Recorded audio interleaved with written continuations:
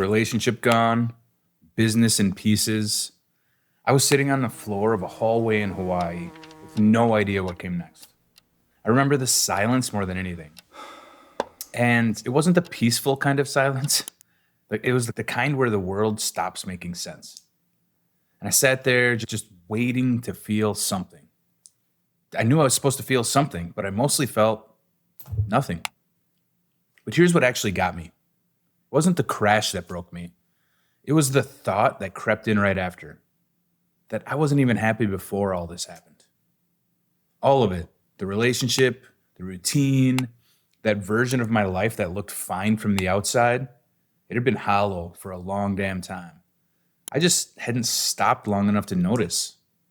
I've spent years since then working with people at their lowest, studying under some of the best coaches and behavioral researchers around. And what I kept finding, honestly, it contradicted almost everything the self-help industry sells. So I want to show you what actually worked for me and for some of the people I've worked with since. This video, it's not about bouncing back, because bouncing back means returning to the thing that already wasn't working. This is about building something that's worth coming back to. So before we get into the how, though, you need to understand why most people fail at this. Because most people, me included, skip the one part that actually matters. So most people, they treat rock bottom like it's the problem. It's the thing. But it's not. It's the receipt. It's just the moment the bill arrives for everything that you've been quietly ignoring for months, years. Hawaii, for me, it didn't come out of nowhere. It felt like it did in the moment. But looking back, I've been going through the motions, not feeling anything for months, probably years, to be completely honest. The relationship looked right. The routine, it was fine. It was ticking along. My identity on the outside seemed solid, seemed great. But inside, I was running on obligation. I was doing the things I was supposed to do, acting how I was supposed to act, being who I was supposed to be, and slowly draining out because none of it was actually mine. None of it was me. And that crash, when it happened to me, made it impossible for me to keep pretending. That's the only thing that rock bottom actually does. It makes pretending too expensive to continue. It doesn't fix you. What fixes you is that decision to stop pretending. You have to make that decision. Because that decision, that's the decision most people never make. They just rebuild that same hollow structure faster with slightly better goals and wonder why it feels empty again 6 months later. I did it. After Hawaii, I moved to Thailand. And something started to shift. Not because Thailand was magic, Chiang Mai is amazing, but it's not magic, but because for the first time, I was building from what I actually wanted, what I maybe needed, closer to what felt real for me. It was smaller, it was more honest, but it was more mine. When COVID hit then, and that life collapsed too, that sucked, it hurt, but something was different. The recovery was faster. Mentally, I knew I was going to get through it. Not like in Hawaii, where I thought it was done. Not because the second crash was smaller or anything to do with that. It was because I already had a thread back to what mattered, back to me. I hadn't built upon sand again. Redo. I hadn't built on sand yet again. And that's the difference. When you rebuild from obligation, from what looks right, from what other people expect, from what you think you should want or you're conditioned to want, it feels like punishment every day. But when you rebuild from actual desire, even the hard days feel like a direction, like you're going in the right direction. And one has a ceiling, but the other doesn't. So before anything else, before the plan, before the goals, before you start optimizing your morning and going through that whole thing, I want you to sit with this question. What was already empty? What was already hollow before the crash? I'm going to say that again for those in the back because it's very important. What was already hollow before the crash? Not what broke, what was already empty? Because that's where this actually starts. Here's the problem with starting from numb. You can't think your way out of it. I tried many times. When you've been running on autopilot for so long, logic doesn't land. When you're in it, when you're deep in it, logic doesn't land. Motivation doesn't stick. You can read every productivity article ever written. You can take every productivity course ever written and still feel like you're watching yourself from 2 feet behind your own head. You're just not there, right? What worked for me first, it wasn't a plan. It was a sensation. And I called it sensory interrupt at the time. And I know that sounds like something off a wellness podcast. No offense to wellness podcasts. I love them, but stay with me here. So not meditation, not a morning routine that you'll abandon on a busy Thursday, probably the first Thursday. And I like both of those things. I do both of those things right now, but it might not be what you need right now, right? You need something easy, something to get you out of that loop. So just 10 seconds where something physical gets louder than the noise in your head or the static in your head, whatever it is, the numbness in your head. I did a few minutes, not gonna lie, but cold water on your face, feet flat on the floor, the weight of a mug in your hands that you feel. Go out and touch grass. Pick one, pair it with something you already do, like with your coffee, brushing your teeth, sitting at your desk. So before I do this, I notice that. It's a way to be present. It also creates a habit because you already do something every morning and you're pairing them together. That's the trick there. What I ended up doing, I was in Hawaii, so it was easier to be in nature, but I ordered a big bowl off of Amazon for $3. And I filled it with ice or put ice in it, and then I put cold water in it. And I would just dunk my face in that for 10 seconds. And then I would go sit out in nature for a few minutes, touch grass, so to speak. Bare feet, by the way. But the cold water on your face, by the way, is here's another takeaway from this. That stops stress and anxiety pretty fast. And there's a scientific reason behind it. I might touch on that in another video, but great thing to just have handy if you're maybe stressed about you're going to talk in front of a group or you have a presentation to give. Just go do that 10 seconds for half an hour before the meeting. Take a few deep breaths. It's a good thing. Anyway, this is what I did at that moment, right? I did the cold water on the face and I went out and touched grass for 5 minutes. So anyway, getting back to it, you pick one, you pair it with something you already do to make it a habit. Like before I do this, I notice that, or I do this. Becomes a habit for you. No new time, just a small crack of presence. That's why I'm making it so easy for you right now.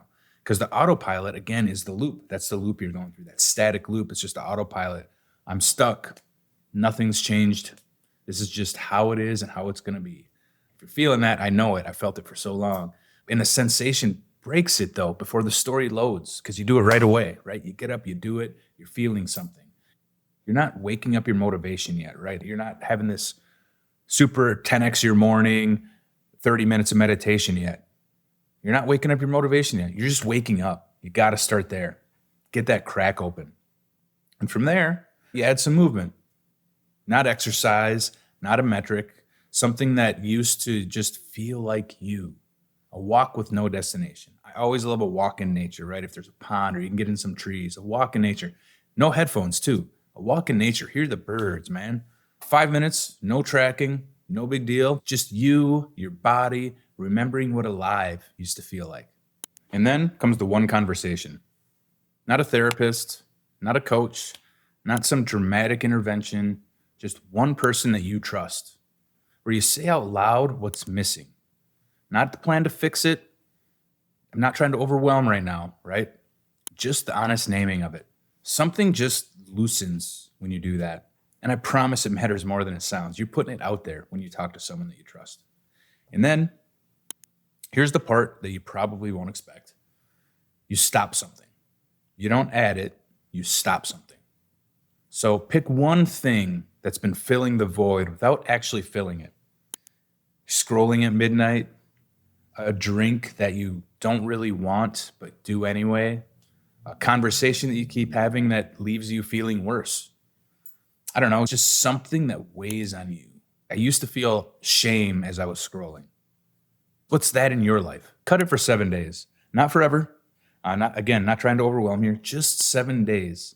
And notice what shows up in that space. Because what fills that gap tells you more about what you actually need than any personality test ever will. Once you can feel something again, the question then becomes, how do you know you're actually moving forward? Because most people track mood, energy, productivity. Mood lies, right? It's very in the moment. Energy fluctuates, same. Productivity is noise when you haven't figured out what you're building towards. Productivity can be a good thing. It can also, again, it can just be noise. something to fill it. Productivity can be something that fills the void. So keep that in mind too. So what I track instead is aliveness. One question, once a day. Did I notice something real today? Not did I feel good? Not did I get things done? This isn't a productivity exercise. Just was there a moment where I actually was present in my own life? Conversation that landed, a view I stopped and looked at, a laugh that came from somewhere real, not this fake shit, right? Pardon my French. I call it the aliveness count, right? And it's the only thing that tells me whether I'm waking up or just going through the motions with better intentions. So 3 questions each evening, under 2 minutes. Did I catch myself on autopilot today? Did I do one sensory reset? And did I move in a way that felt like me at all? Yes or no? 7 days, 21 boxes, all right? By day 4 or 5, you'll see not a straight line, but a cluster, right? Proof that in your own handwriting that something is shifting. 1 sentence of journaling. What felt most alive today? It can be tiny. It can be a song in the car that you started singing along to and just forgot about everything on the outside for a minute. 5 minutes where you forgot to be anxious. A conversation that you were just focused on the person and not all the shit behind you. And write it down, because once you start noticing and naming these moments, your brain starts hunting for them instead of defaulting to everything that's wrong. And you can see I'm sharing something with you here. This is if you want to go to the next step and actually score your day. You can kind of see I started scoring my day on just 1 through 10. I did all of those things, and then I did score my day on a scale of 1 to 10. And I noticed what days was I giving myself a higher rating? What changed in those days? Why was I more alive those days? And things start after 21 days, 30 days, you start noticing patterns. You can start to break yourself out of it. This whole thing, you don't have to do the rating. You can just do the questions in just 1 sentence of journaling. I always carried a little notebook with me, but it takes 5 to 10 minutes total throughout the day. So it doesn't take long, and it helps. I know it might be hard to start, but I promise you this helps. And I'm going to say this part again because it's so important. Write it down. Because once you start naming those moments, your brain starts hunting for them instead of defaulting to looking at everything that's wrong, right? It's the same concept of a gratitude journal, which I recommend as you go down this path too at some point. You start seeing the good instead of just the bad. You start seeing the grateful things, even the small ones. It shifts your brain. It's a great thing. So when COVID shut down Thailand and I lost the life I'd built there, this was after the whole Hawaii experience, this was already in place. Look, I already knew what mattered. I had months of evidence already stacked up from Hawaii, months of evidence that I could feel something real, that I could get through this, that I could build from desire, from something I was purposeful about, instead of pressure, instead of any outside pressure, right? That the thread back to myself was still there. So when it collapsed, I grabbed that thread and I pulled. So I already had that evidence. I already had some purpose in my life. And I already had this method that I jumped back to. So the rebuild was faster, right? And it's not because the circumstances were easier. They weren't. And it's not because I had felt this pain before and gone through this before and that made it easier. It was because I wasn't starting from zero. I was starting from honest, right? I already knew what I wanted, who I was, because I had gone through this before. And that's what this whole thing is really about. It's not hustle.